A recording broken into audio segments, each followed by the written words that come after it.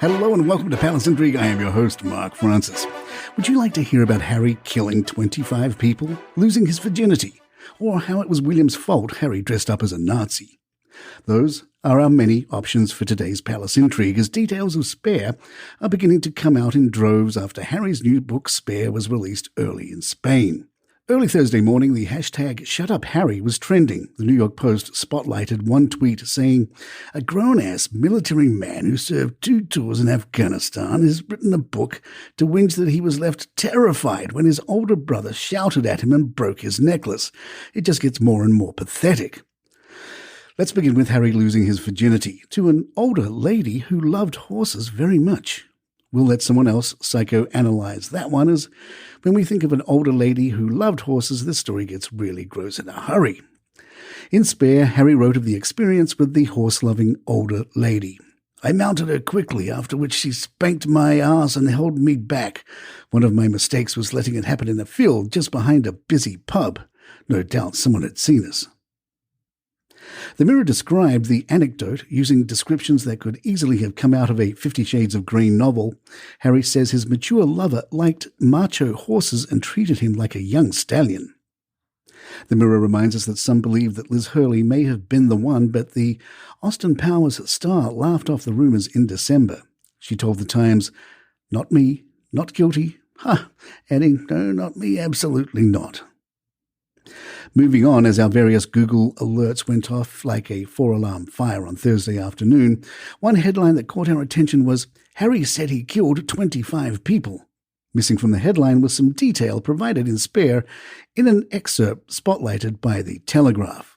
Harry says during his military service he flew on 6 missions that resulted in the taking of human lives, something of which he says he is neither proud nor ashamed.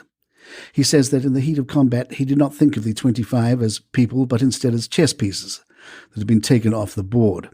Baddies eliminated before they could kill goodies. "It is not possible to kill someone if you see them as a person," he says, "but the army had trained me to other them, and they had trained me well." Harry knows his kill number because of Apaches and laptops, and it seemed to me essential not to be afraid of that number. So my number is 25. It's not a number that fills me with satisfaction, but nor does it embarrass me. And on to the Nazis. The New York Post reminds us Harry was 20 years old when the Sun newspaper published a front-page photo of him dressed as a Nazi soldier with a red armband emblazoned with a big swastika. The picture was taken at a costume party with a native and colonial theme where William was also a guest and was dressed in a homemade lion outfit. Harry writes, "I phoned Willie and Kate, asked them what they thought. Nazi uniform, they said," adding that when he went home and tried it on for the first time, they both howled. Worse than Willie's leotard outfit, way more ridiculous, which again was the point. In the recent Netflix documentary, Harry said, "It was probably one of the biggest mistakes of my life." Palace Intrigue will be right back. Harry, who moved to the United States to get away from the press, will be a guest on Good Morning America on Monday. Stephen Colbert has announced Prince Harry will be his guest on Tuesday night.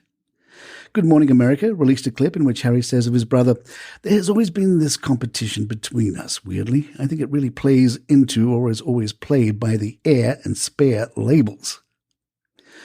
We've learned more about that kitchen altercation between Harry and William. Harry writes that William urged him to hit back, referencing fights they had as children, but that he refused and William left before returning and apologizing. Harry writes that William told him he did not need to tell Meg about this and added, "I didn't attack you, Harold."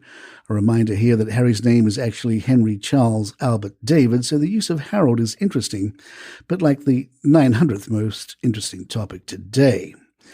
Harry didn't initially tell Meghan what happened, but did later when she saw the scrapes and bruises. Harry has dedicated the book to Diana, Meghan, and his children. The English translation of the dedication is printed in the Spanish version of the book from which today's stories are driven would be for Meg, Archie, and Lily, and of course my mother. Some royal observers note the omission of not just his brother, but his father, the king. There is an overwhelming amount of information coming out now, and that's before the 4 known interviews publish and the actual release of the book, not to mention all the commentary sure to come. We'll be back in the morning, as always, with bonus episodes as warranted. And there you have it. If you'd like to email us, our address is thepalaceintrigue@gmail.com. Please follow us on Spotify, iTunes, Google Podcasts, or wherever you get your favorite shows. I'm Mark Francis. My thanks to John McDermott. This is Palace Intrigue and royally good times. All right, here's the pitch.